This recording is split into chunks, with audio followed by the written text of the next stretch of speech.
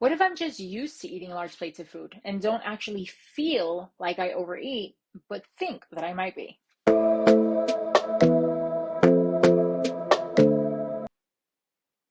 If you're new here, I'm Remy, and in this channel, I share nutrition and exercise advice without going to extremes.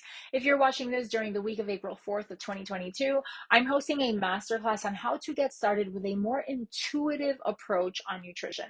And what that basically means is you're just using your God-given biological cues to tell you when you're hungry and when you've had enough, rather than relying on a diet plan or a food plan or a diet. And one of the attendees from last night's first live session had this very question, and I think it's worth sharing it with all of you guys. If you are from the Latino or Black community, well, we eat a lot. There's always food at any celebration, usually a lot of carbs and very little else. And this may be the norm in your culture too. So, this is a very important question.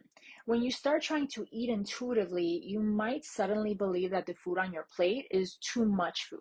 Now, this may or may not be true. And if you're just starting to rely on your biological cues, you may not be attuned to your hunger and satiety signals just yet. If this is you, then it will take some time to gauge if you're eating a plate with a certain amount of food on it because you're just used to eating this amount and aren't recognizing when you're satisfied with food. Or it very well may mean that you actually have reached satiety while eating that amount of food. You're just not connecting the dots. So, first, you want to approach this as an observer, not from a place of judgment. This is not about how much food would be too much from a diet culture perspective. You're the boss of you. You are the one that has to determine what's enough food for you. So, one way to assess this after you've eaten your plate of food is ask yourself, can I go for a walk right now?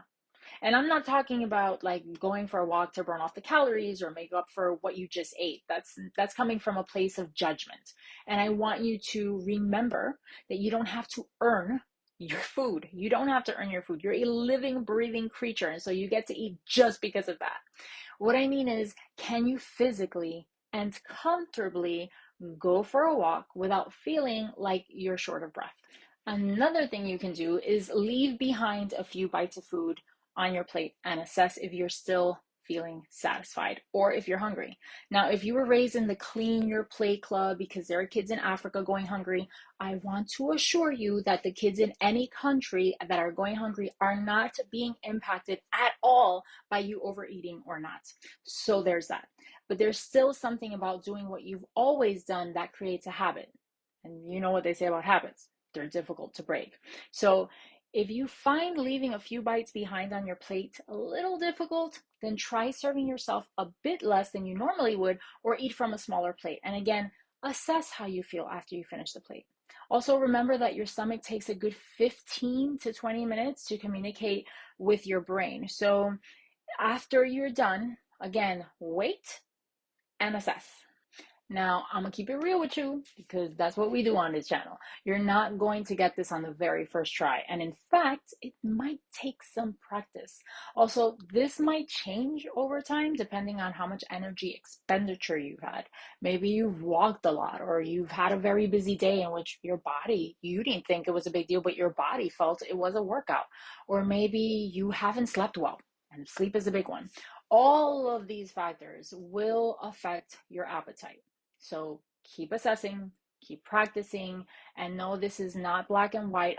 This is not a black and white approach that you're used to, because there is no right or wrong way to do intuitive eating. When we diet, we're used to getting a specific set of rules to follow, but we always end up pulling away from them because they're rules that don't take into account how you feel, what you've gone through on a particular day or the day before. So this needs to work for you. Your body's the best indicator of what it needs and it's free. It's free. You don't have to keep buying anything. So keep practicing, keep showing up for yourself, show yourself compassion, because perfection is overrated. The goal is progress. And going through this process and assessing each time is what's going to allow you to get reacquainted with your body, with its signals, what it needs, instead of using external factors like measuring cups or food scales to tell you if you're eating too much or too little. I hope this helps. If you found this helpful, please leave me a thumbs up, and that really helps me out. And share this with someone else who maybe also grew up in the Clean Your Plate Club. But I want to know, did you grow up in the Clean Your Plate Club? Let me know below. Until next time, my friends, stay hydrated. And if you're looking to reduce stress, start by minding your business.